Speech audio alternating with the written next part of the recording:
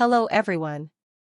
In this video, we will guide you on disabling touchpad when you connect a mouse to your Windows 11. If you use a Windows 11 laptop, you know the use of an integrated touchpad. You can use the touchpad as an alternative to the external mouse.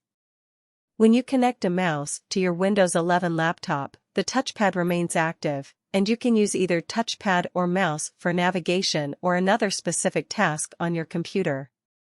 However, in some cases, when both mouse and touchpad are active, you may run into situations where you accidentally move the mouse pointer simply by resting your palm on the touchpad of your device. This behavior may be annoying, and you might want to disable the touchpad when connecting a mouse to your Windows 11. Luckily, Windows 11 offers a built-in setting that allows you to disable the touchpad when you connect an external mouse. Windows 11 automatically turns off the touchpad when it finds an external mouse.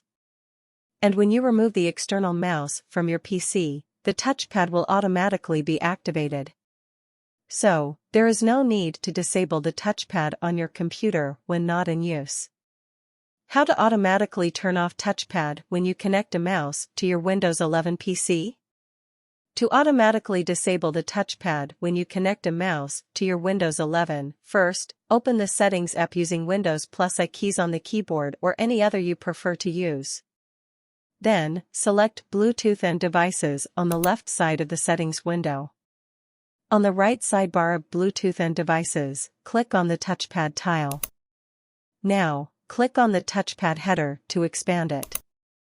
Finally, uncheck the Leave Touchpad on when a mouse is connected option. That's it. After completing the steps, move the finger on your touchpad. You will notice it is not working anymore if you have connected the mouse to your PC. Just remove the mouse, and your touchpad will start working automatically again. Let me know via comment how this video is. Do you like more videos like this? Subscribe to our channel, Garup Windows. Goodbye. See you in the next video.